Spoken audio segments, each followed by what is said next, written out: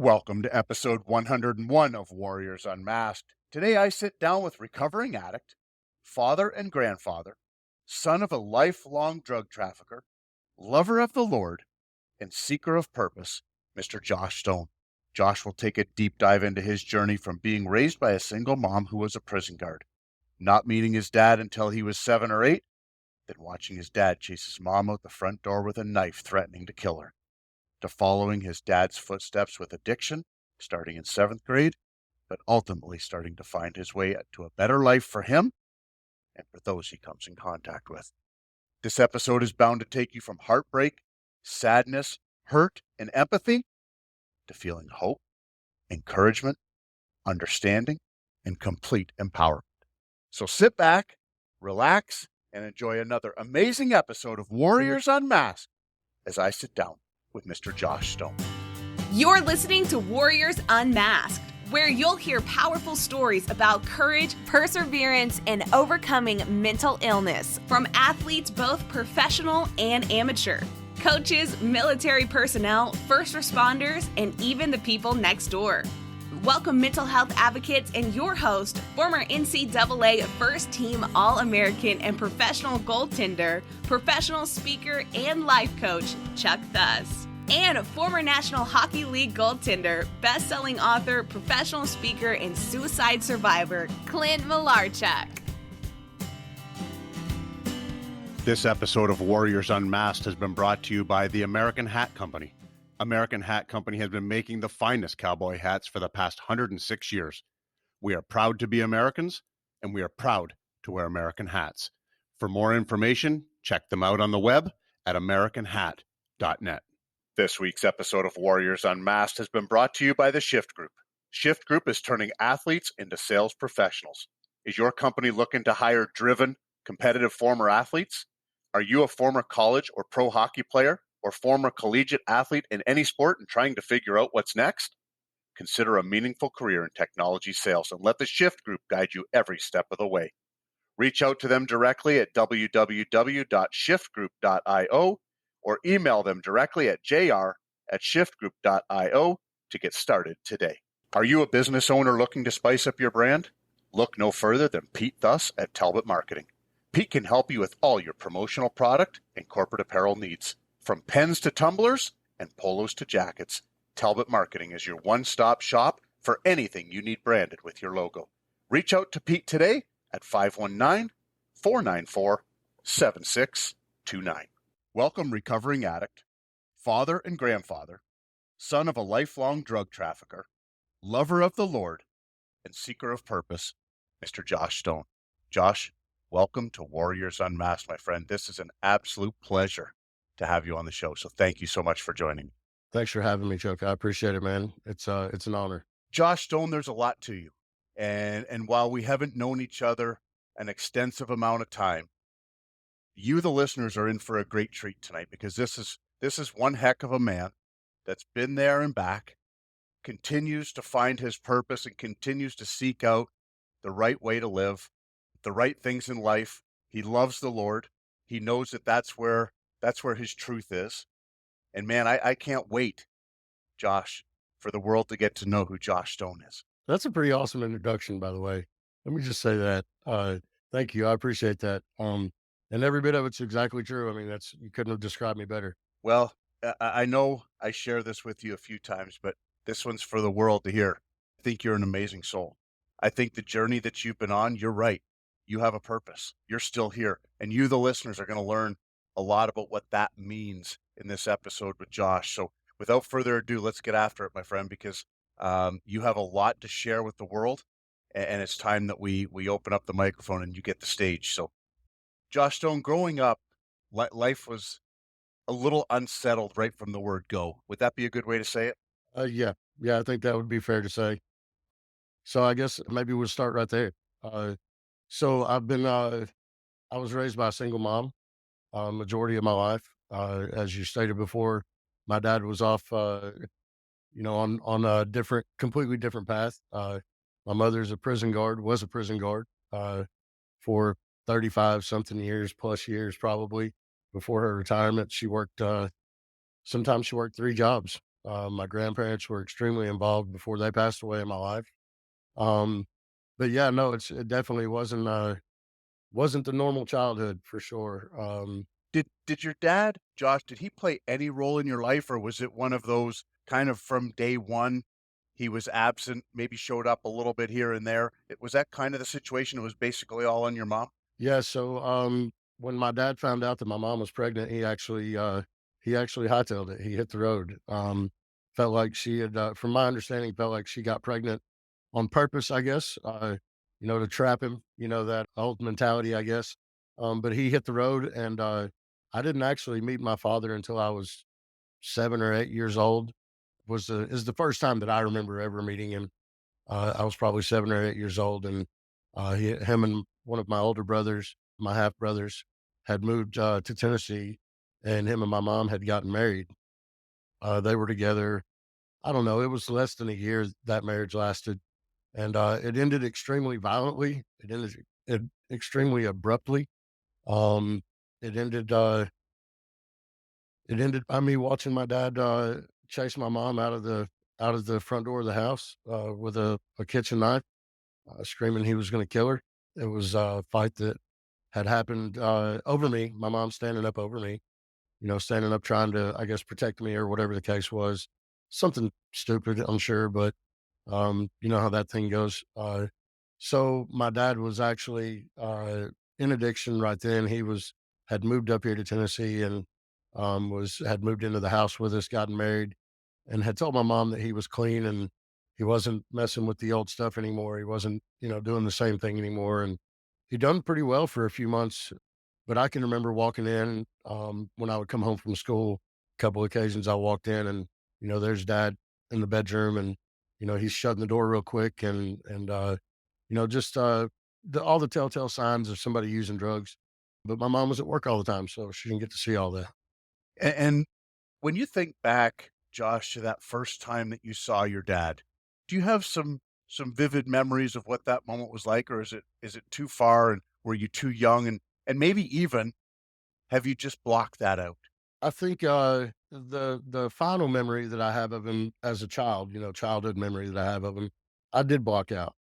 I don't really remember my dad being here that entire time. The traumatic event there that happened at the end kind of took precedence over anything that could be remembered before that. Just very, very, I mean, few glancing memories, I guess, would be the correct word that I remember of him. And I think that's totally understandable, and I think you, the listener, would totally understand that as well, that something that traumatic is something that you just wanna kinda tuck away and maybe not carry with yourself, until you're probably much older. And at some point, Josh, did you revisit that to let go of some of that hurt, to let go of some of that anger? Have you been able to do that sort of work yet around your dad and the memories that you have? Yeah, most definitely. It wasn't until way later on in life. He came back into my life when I was 16, almost 17, or turning 17, I guess. And we had some wild times. Had I've got a lot of good memories from those years. Um, but that was a very difficult part of my life, and getting past that because as a child, as a kid, as a boy, I'm gonna say like this, that's what we want. We want our dad to be in our life. We want that fatherhood. We want that companionship. We want that friendship. Everything that comes along with a father and a son relationship, or a father and daughter relationship, even at that. Um, we want those things, and so I can remember being young after my dad had left, and wondering, why wasn't I enough for my dad to stay around? Why wasn't I good enough for him to want to be a part of my life like he was my brothers and sisters? So there was a lot of question there. There's a lot built up lack of confidence, lack of worth, feeling like I, just didn't matter, so to speak. And of course, my mom was great to do what she could do, but there's only so much that a mom can do in that situation. I believe there just comes a time where a kid has to be able to somehow move past it, and instead of moving past it, I just kind of buried it as deep as I could and tried to do whatever I could to escape that. and always swore that I would be different. You know, Josh, as I hear you say that, and my heart just hurts for you because what's incredibly hard for me to say is that I don't think that Josh Stone is the only one that has had those feelings, right? There's kids all over our world that get left by their mother, their father, and what follows, the wreckage that's left behind when a parent does that is just unfathomable for those of us that grew up with a mom and a dad under the same roof. And brother, I can't imagine the hurt that goes with that when you think back or even now. But I'm here to tell you, you and I haven't known each other that long. You're an amazing human being and you are worth everything. You are a great person, and I'm grateful to have you in my life. And I'm grateful that our journeys have crossed. And if there's anything that I can do for you, I've told you this many times on the phone. All you have to do is ask because you're here for a reason. I want to support that reason. And you're going to do great things in this world because you're still here for a purpose and you're here to fulfill that purpose. And I want to play some small role in doing that because man, you're an amazing human. And I appreciate that, Chuck. That means the world to me, dude. You know, from a kid's perspective, and not just speaking for myself, but I'm just going to get a little bit personal right here. And I'm going to say, from a kid's perspective, I've got a 14-year-old son now. And, I spent my childhood and my young teenage years, talking about, well, I'll never be that dad that is not there for his kid. I'll never be that dad that's not in the picture, or I'm going to be that dad that's at every ball game or, that's at every school event, so on and so forth. Um, I have a 21-year-old daughter. I can honestly sit here and say that I ended up, and for lack of better terms, being a lot like my dad. That's what I was shown. That's what I seen. That was my coping mechanism, was, uh, am I good enough? Am I worthy of being a father? At the time, I really didn't feel like I was, and my drug addictions and all that stuff took precedence. So it leaves a train wreck behind, man. It leaves a train wreck. It absolutely does. And Josh, you talk a little bit about following into that same path and following your father. When did that start to happen for you? Was it in high school? Was it post high school? When did you start to, when you look back now, when did you see the train start to slowly get off the tracks and maybe things start to go a little sideways? I don't think it was anything that slowly happened, Chuck. It was I was in eighth grade, seventh grade, I guess, and had gotten had gotten expelled or kicked out of one elementary school, and just for being a delinquent. I mean, it wasn't nothing like catastrophic, and went to another elementary school. From that point, right there, I started hanging with, met some new people. Obviously, going to a new school and met some people. Became daily friends with some people that I was hanging out with on the weekends, the skating rink. Those good days, things like that. And then that daily friendship started to grow, and man, it was just kind of, almost instantaneous, it seems like looking back at it. I don't feel like I ever seen any warning signs. It's everybody uses pot as a gateway drug. I started smoking weed, and I did start smoking weed, but before I ever smoked weed, I snorted cocaine. So I mean, I don't think that it was that there was it wasn't a slow fade, so to speak. It was, for me, it was more instant. Soon after that started, before eighth grade year was up, I had tried meth for the first time. Going into ninth grade was a blur, really. That summer was like that was the pivotal point right there. I had threw a summer bash out at my mom's house while she was gone to training, for the weekend, or for the week. Actually, she was gone, but I get the phone call the next morning as there's 15 people laying in the floors and, passed out all over my mom's house, and the house is completely wrecked. And I get the phone call from my mom, "Hey, I'll be home in about 2 hours." And at that point, I know there's no way that I'm getting this cleaned up and taken care of. And my mom was extremely hard. Like, when I say my mom was a prison guard, I mean my mom was unfortunately one of those people that brought her work home with her the most of the time. She would go to work, be stressed, come out. come home, and she would bring that stress with her. So she was a prison guard, and she was extremely strict on me and extremely like hard nosed. And I knew exactly what was going to happen. She was about to beat the crap out of me. That was back in the days when you were allowed to whip your kids, and which I think you should still whip your kids, but whatever. Um, so I knew that, what I had coming was a pretty good beating if she caught me at that house and the way that it looked. I mean, my closet was like there was a hole in the wall in the bedroom. It was really bad. So at that point, now this is summer of ninth grade year, going into ninth grade. At that point, I just woke everybody up and said, "Hey, we got to get out of here," and we left. And that was the first time that I moved out of my mom's house. Um, it was the summer going into the ninth grade year, and at that point, I'm 13, 14 years old, and my mom just can't control me, and I know everything, of course, so I know what's best for me.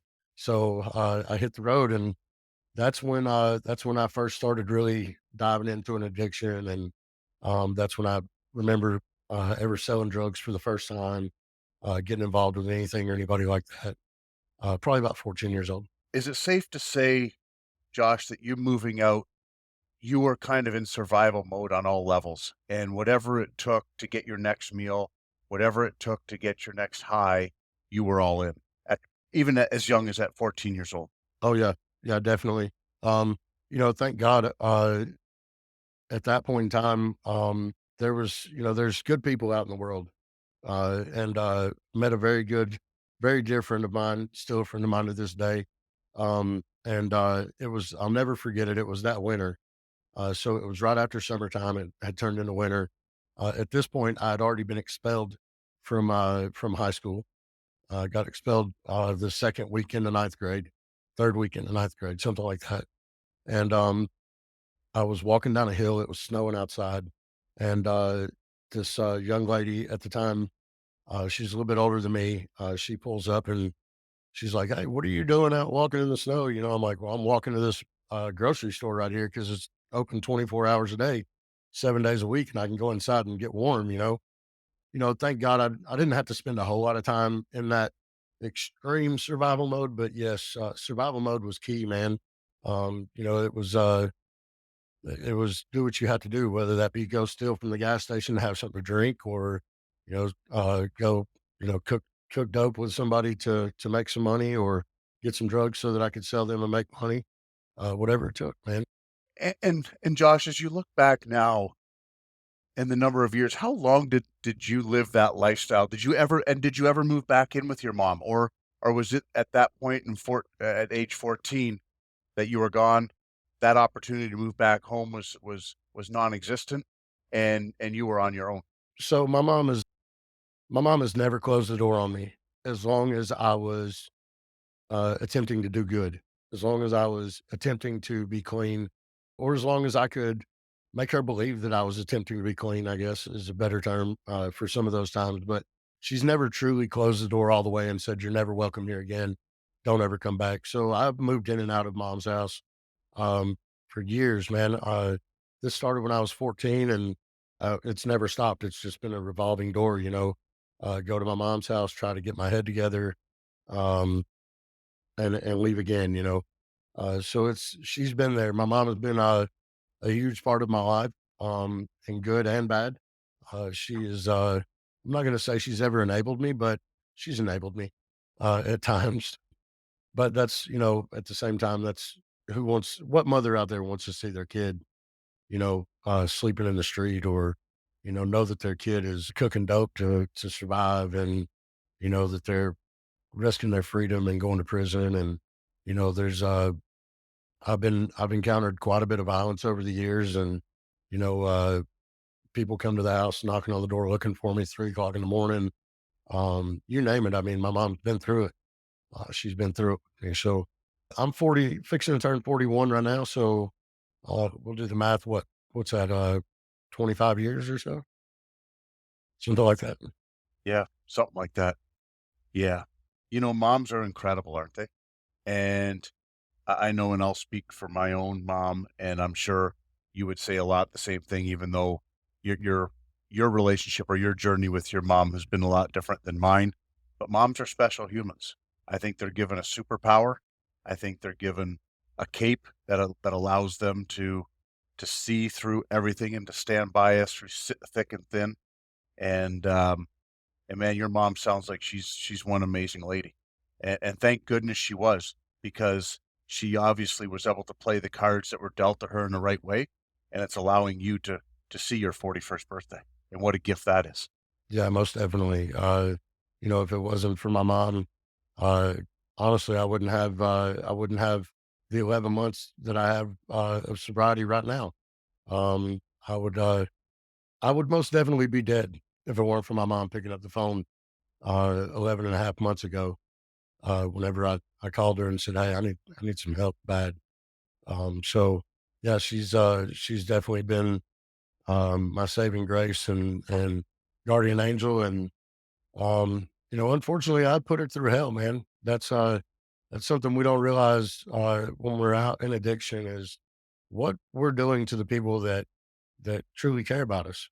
There's not a lot of people in addiction that you hang out with that truly care for you, that have your best interest at heart, your best interest at the forefront of their mind. What are we doing to the people that truly do care about us, when we're out doing the things that we're doing and we're strung out in addiction and, we feel like we can't get out. And a lot of times we can't see a way out at that very moment. But we are dragging those people, whether it be our kids, our moms, our dads, uncles, aunts, whatever it is, we are dragging those people through the mud right behind us. Um, our addictions, my addictions, completely affected everybody that loves me in such a dark way, man, that I never even really realized until I started getting some recovery in me. Does that, Josh, as you think back to that now and you look back at, like you say, the darkness that's kind of overshadowed a lot of your relationships, and you have a beautiful young daughter, you have a grandchild, you have an amazing young son. Does that motivate you now every single day to just take it one more step and to stay sober one more day? Man, honestly, that's an excellent way to put it. I'm gonna say this boldly. In our addiction, in my addiction, let me face myself in this mirror right here. In my addiction, nobody was enough for me to get clean. Nobody was enough. Nobody is enough for me to stay clean. However, knowing that my children are proud of me right now is what motivates me to make it through that one more minute. Sometimes it's a make it through one more second. And if I can just make it through one more second, I know I can make it through the next one and the next minute and the next hour and the next day. So I'm going to say that, no, they don't motivate me in my sobriety, but they motivate me in the moment, each and every moment. There's no greater feeling on earth for me than my son to look at me in my face and tell me he's proud of me. We want to be proud of our kids. And dude, I'm beyond proud of my children. They are amazing, amazing, amazing humans. And especially after everything that they've been through over the years, to be who they are and on the path that they're on, I'm so proud of them. But man, at the end of the day, if we're just being really honest, what parent out there does not want their kid to be proud of them? You don't want your kid hearing your name out in the middle of town and, them covering their face, or putting their head down or turning around and walking the other way because the minute that person that said your parent's name sees them, they're going to know, oh, I mean, my son's undeniable. Like you put us in the same room, you can't tell the difference. Um, so he's undeniable. So, if somebody says my name in the middle of Walmart, I don't want him to turn his head and walk the other way. I want him to be able to hold his head up high. So that's a big thing for me is, I every day I struggle at some point in the day with, tossing my hands up. I've had it. I can't go through another second. Um, those give up thoughts or whatever. Uh, but but every time that happens, man, that's the first thought that comes to my mind is, my kid is so proud of me for what I'm going through right now and that I'm making it through this. I can't disappoint him. I can't let him down again. Josh, And I want to bring a light to what you just said because for you, the listener, I want you to really listen to what Josh just said because I think there's great power in that. And, I think we've all done things that maybe our kids wouldn't be 100% proud of. I think as a parent, we can all say that. Whether we've said something, we've done something, whatever, we're all human, right? But man, if everybody can just work a little bit harder and think, my child is proud of me regardless of the errors that I've made. And if you can carry that with you, boy, oh boy, the power you have to do whatever it is that you're up against and to block those and run through those walls just like you're doing every single day. That's man, that's putting a super cape, that's putting a Superman cape or a Wonder Woman cape on if you're asking me. Because the minute my children would tell me that they're proud of me, that's a game changer, brother. That's a game changer. It's funny you use those words game changer because that's honestly what the game changer was for me this last round that I started rehab was I called my son the day that I got to the program, told him, "Hey bro, I'm at a rehab and I gotta get my shit together and gotta get all this crap out of me and I understand if you don't want to talk to me, but I just need you to tell me right now if I'm okay to call you. Is it okay if I call you when I can?" And my son, and all of his wisdom, man, at a ripe age of at that time 13, says to me back over the phone. He says, "Dad," he says, I of course I want you to call me. My phone will never be off for you. You can call my phone anytime, and I will answer." He said, "Because to me, anybody can go sit in jail. Anybody could just continue living in their addictions, or they could go sit in jail and serve some time. But it takes work to do what you're doing. Like that's really wanting to change, and that's all I want to see. That's all I want to see is that you are doing better." So that was a game changer, man. That's exactly right. And he wears the Superman cape in that, not me. Not me at all. He's my hero in that. I'll tell you what, for a 13-year-old to comprehend and be able to say that to his dad, you you I've never met your son, but I hope I get the honor to do that because for him to be able to process that and for those words to come out of his mouth, all I can say is, "Wow." Like, that's next level, brother. That's amazing. And that would that would certainly fuel the passion to wanna stay sober, to continue this journey. And, just I would encourage you on those dark moments, those dark days, just pull a picture out of your son and look at it and remember that, he's got that power and he's got your back, and that'll help you through those tough times. So, Josh Stone, what does the last 11 months look like? You put yourself into rehab. What's the last 11 and a half months look like for you? Oh man, it's been an adventure. I had never faced some of the demons that I had to face um when I decided to get some help 11 and a half months ago. I'd become addicted to heroin, fentanyl. Um I had been a meth user for my whole life, ever since 14. IV meth user, really IV anything user, uh, at that point and for those years. I had been to Teen Challenge, graduated Teen Challenge, I don't know, almost 20 years ago now. So for me going into rehab and going into the Hope Center and putting myself there was a huge step because I'd already been through that before. I'd already spent a year at a place where for lack of better terms, at that point in my life, I see it as they were shoving the Bible down my throat. Looking back now, I know that's not the case, but um, so I go to the Hope Center in Memphis, Tennessee, and it was a struggle. I was extremely out of my element. I was so far from home that it was unreal. It seemed like, um, and I was coming off of a drug that I'd never battled before. I had never experimented with it really. That was the darkest time in my life was probably the year and a half before going to rehab. um, living in that world and in that mindset.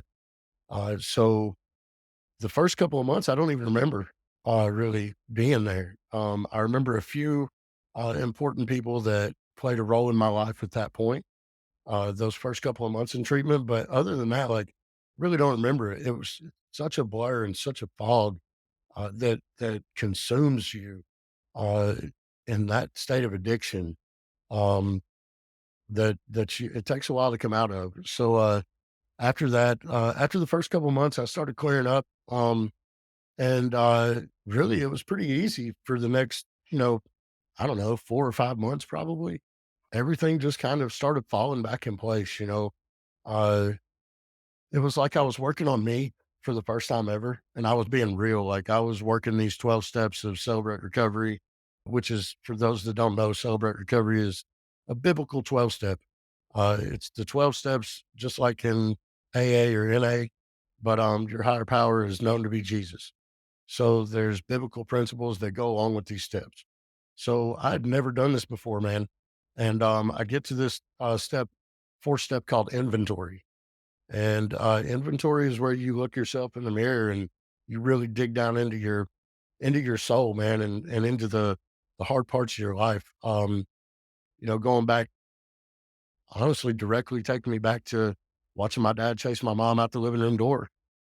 Going back to seeing this play reel that I had playing in my mind every day, every night that I tried to lay down and go to sleep for so many years of my last divorce, and breaking my kid's family up, and all the things that I've done over the years of my addiction, all the people that I've hurt, everything, everybody that I've as a dealer, I have, for lack of better terms, helped them to destroy their own lives. So inventory is going into all that. It's putting it on paper, and then it's telling somebody out loud to where you can actually hear yourself say it. And the Bible says this in James, it says to confess your sins to God to find forgiveness, to be forgiven, right? Confess your sins so that you can find forgiveness, and that part's done. But then it says something very specific. It says, confess your sins and your faults one to another to find healing. That's key for me. That was key. So something happened, man. Whenever I did this, as hard as it was, it took me like 3 weeks to do this, to the point that the counselors are like, "Hey, man, if you don't do this fourth step, you're not going to the next part of this program. Like, you've got to get this done." And it was just ripping me to shreds, man. Every time I thought about it, because when you're out there in your addiction, when I was in my addiction, I was the only thing that mattered. What I wanted, what I needed. That's what was important to me. It wasn't the repercussions that it was, the tidal wave it was leaving behind me. So I had to face all that stuff, and something extreme happened there, and I was able to gain some massive freedom. Um, so fast forward a little bit to coming out of the program. Um, it's been a struggle daily, man. I've had to face things like, you know, um, my CDLs, getting them back and reinstated, and being able to find a job, and finding work and it not being good, and going from job to job. And it's just been a battle, man. And it's going to continue to be that, but it's just something you have to continue to push through, and, have resilience, learn what resilience is. I never even knew what that word meant. That course that I took where I met you at, and that course was amazing for me, because it showed me not only what resilience was, but that I was already walking in a state of resilience each and every day. I didn't realize that at the time, but that's what it is. It's facing adversity and continuing to push no matter what. And Josh, I love how you say that, because I think that's true for so many of us. And and what I mean by that exact statement is that so many others see qualities in us that we don't see in ourselves. Like, when I see you and I hear you share your journey with us, and I'm sure you, the listener, are saying the same thing. This guy's got resilience plastered all over him. I mean, your middle name is Resilience. I mean, otherwise you wouldn't be here. And yet you didn't see yourself that way at all. And man, I just want to tell you that I think what you've done and the courage that you've had to continue to put one foot in front of the other, the perseverance that you show to put one foot in front of the other and to conquer every day and to lay your head down knowing you won the day. That's tremendous, man. You are way stronger than you think you are. And you ever need anybody to prop you up, you know my number, you better call it. You are the guy I'm calling. You are the guy I'm calling for that. That is for sure, man. I appreciate the kind words, man. And you know, I don't see myself like that a lot of times. I think that a lot of people could probably relate to the fact that normally we look in the mirror and that's not the kind of things that we see when we look into a mirror. You know, we don't see, unfortunately, there's not neon signs that pop up all around us when we're looking in the mirror that say resilient, strong, courageous, warrior. Those are not things that we see normally. What we see is our flaws, our defects, the things that have defined us our entire life. But the reality is what a definition for me, my definition of who I am is not what I've done. It's what I'm doing today. It's what I'm going to do tomorrow. It's the legacy that I'm going to leave behind for my kid one day that, everybody looked at me and said, oh, that guy will never be shit. He'll never make it through anything. He's going to be a junkie the rest of his life. Once an addict, always an addict. Man, I hate that thing because it's so not true. Like, yes, I was an addict. And yes, currently I'm a recovering addict, but there's a key word there, and that's recovering. That's not enough people put an emphasis on that word. And not enough people, I think, understand really what it means to be in recovery. Like it's a daily grind, man. It's a daily struggle to be in this and to walk it out every day when I know for a fact, Chuck, right now, I could get up from this podcast and I could probably go just a couple of houses down the street and at least for the next hour and a half or so, I would not be worried about anything or anyone else, any stress, any trauma, anything at all. I wouldn't feel it. I wouldn't think about it, nothing. It'd be completely gone from existence, at least for just a little while. But man, the minute that that's over, it all comes right back. It doesn't disappear. It all comes right back. Isn't that the truth, Josh? And I just absolutely love that because that is a true fact. And I read something today, and I want to share it with you, Josh, and I want to share it with the listeners, you, the listeners. The only problem with leaving and going someplace, or in this situation like you're talking about, is going to get high. It is that you take yourself with you. You take your vibrational habits and patterns with you. So when you come down, when you say, "Hey, I'm going to get a fresh start," it's still you that's there. And sooner or later, everything's going to come right back to you the where it was. And I love the fact that you're willing to face that every single day. It shows tremendous strength. It shows tremendous courage and perseverance, man, to be able to do that. And that is really, really admirable. I'm telling you, you may not see it in you. I'm telling you it's there because I see it every time I see you, every time I talk with you, every time we text.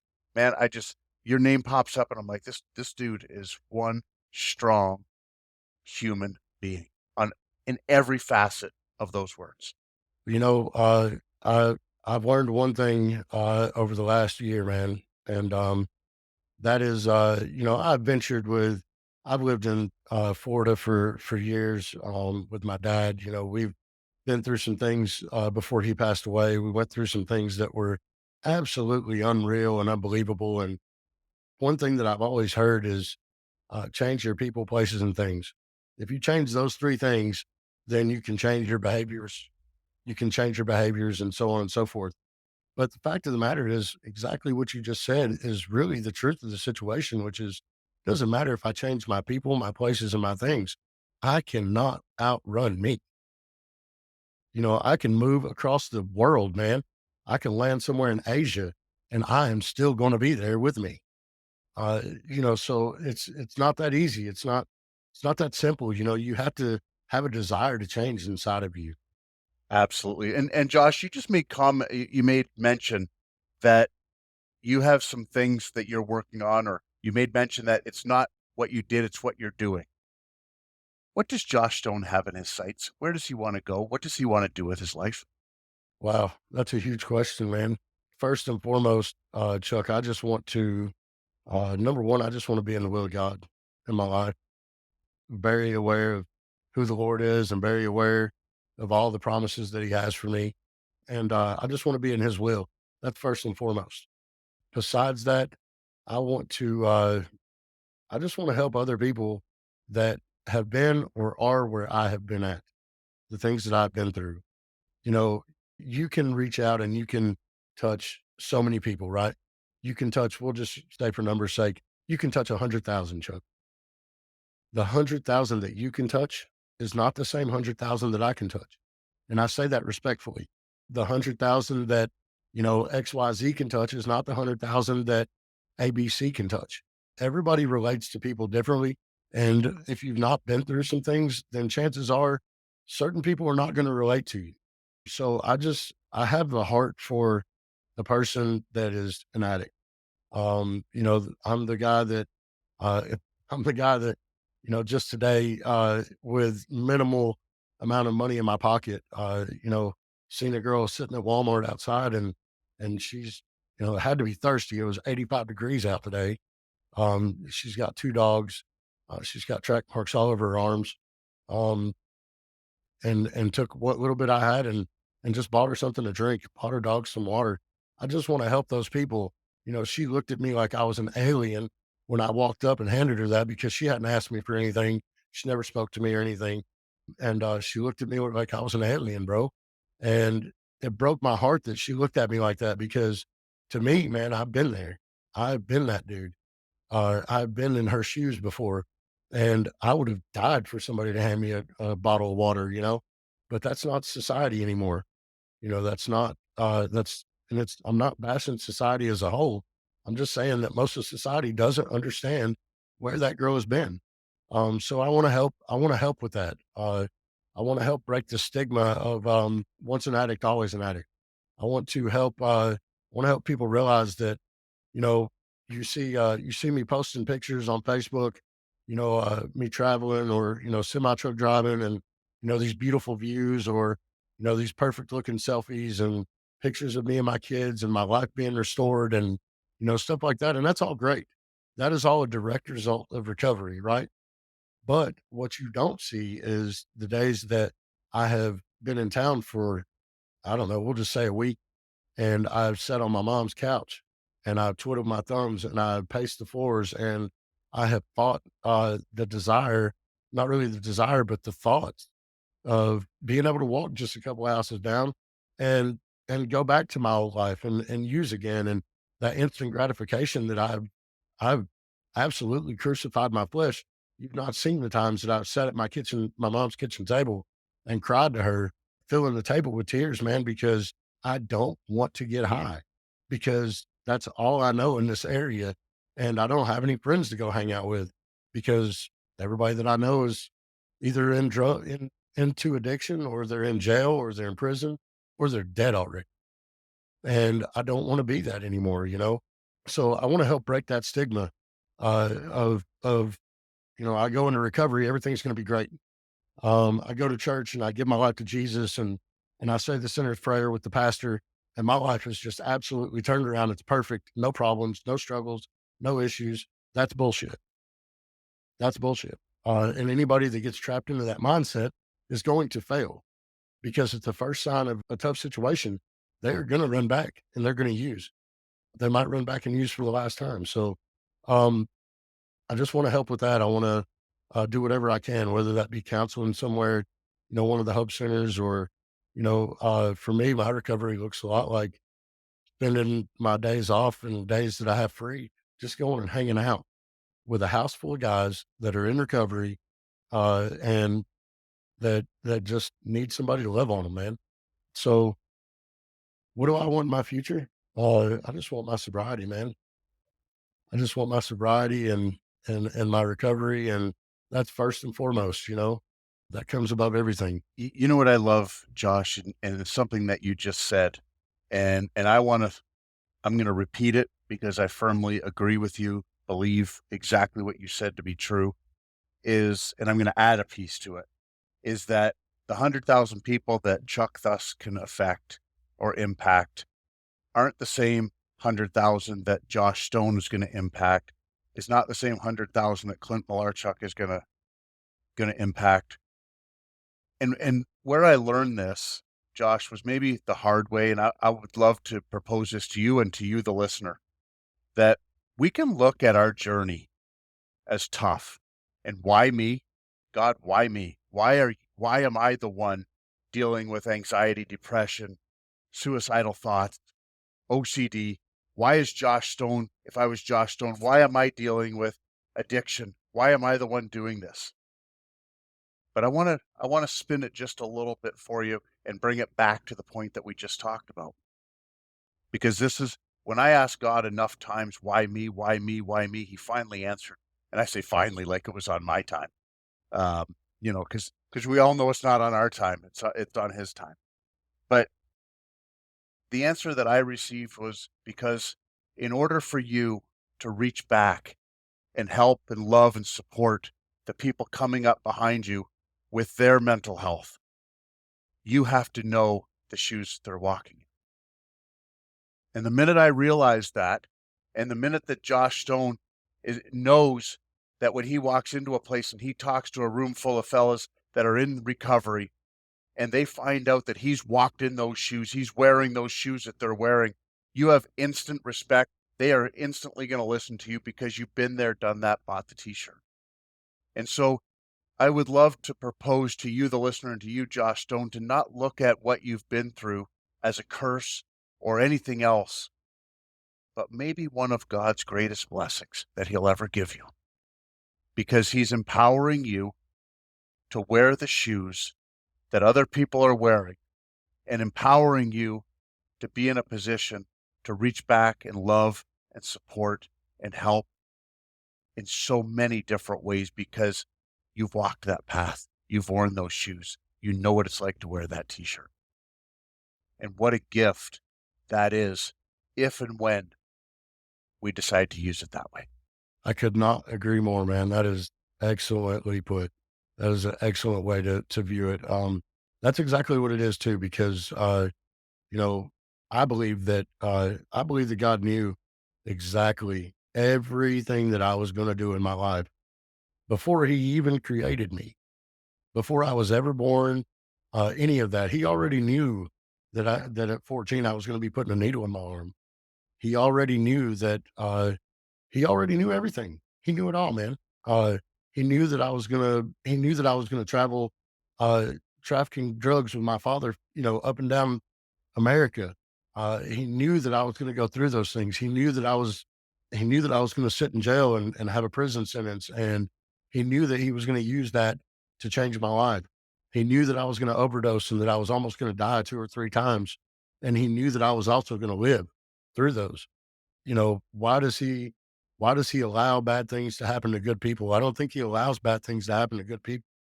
I think that we have the choice, that we can make our own choice to go down whatever path that we choose. And whatever path that we choose leads us through these obstacles. But it's not to harm us.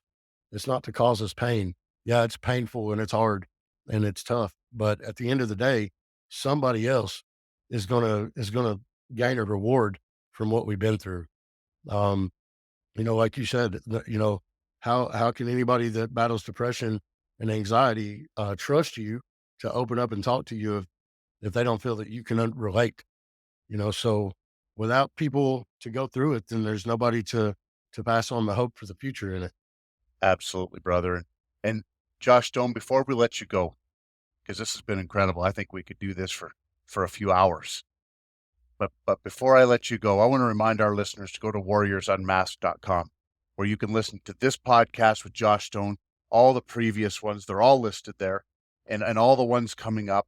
But you can also listen to us on all the major platforms like Spotify and Google, and also on Apple Podcasts. And when you do, go hit that plus sign at the top right corner so that you never miss an episode of Warriors Unmasked, because they just seem to get better.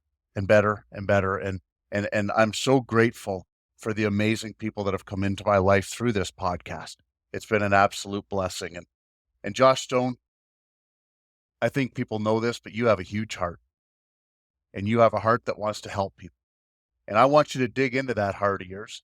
If you were to sit across from somebody that's listening tonight, and if you could give them one piece of advice, they're broken, they're hurting, they don't have much hope, what would Josh Stone say to that person? For me, Chuck, I guess my best advice to that person would be, number one, that there is a God that loves them unconditionally. He doesn't ask for us to get cleaned up and then come to him. He says to come to me as you are. I remember many nights that I prayed for God to save me from the hell that I was living in. I remember many times, looking at myself in the mirror with a needle in my arm and asking God, why do I continue to do this? So he doesn't want us to get cleaned up and then come to him. Um, Beyond that, I would simply say this. I heard this awesome little story the other day, and it really, really touched deep in my spirit. This little boy this guy was working from home. I guess he's in his office or whatever at home, and he's doing some laptop work, whatnot. And this little kid is coming up, and he's banging his dad on the leg. He's like, hey, play with me. Take me outside, play with me. Take me outside, play with me. And the guy's getting frustrated, and he stops for a second, and he looks over, and he has this piece of paper. He has this picture of a world map sitting on his desk, and he thinks for a second. He tears the world map up into pieces, throws it on the ground. He says, "Listen, son, when you put the world back together, I'll take you outside to play." So the guy gets a phone call, whatever, distracted for a few minutes. He's thinking that he's bought himself, a good 3 or 4 hours probably, that the boy is going to be putting the world back together, right? And 20 minutes later, the kid comes up. He's like, Dad, I'm done. I'm done. Let's go out and play. Guy walks into the room, and he looks down, and there's the world map, and it's been put back together perfectly. He's like, man, how did you do that so fast? He said, it was really simple, Dad. On the back of the picture of the world map, there was a picture of a man. I put the man back together, and the world fell into place. So put yourself together. That's definitely been true in my life over the last 11 months is when I started working on me, and I started focusing on me, and I started taking care of me and putting myself back together. The world all around me is just falling into place. Josh Stone, that is absolutely profound. And thank you for sharing that. Thank you for being you. Thank you for the journey that you're on. Thank you for the mission that you have in your heart. Because you are a man that, because of all that you've been through, you are going to make the world a better place. And you're already doing it. So keep on that mission, my friend. I am so proud of you. Remember that I love you. And just keep being you, man. The world needs everything that you have to offer. Thank you, Chuck. I appreciate that. I love you too, man.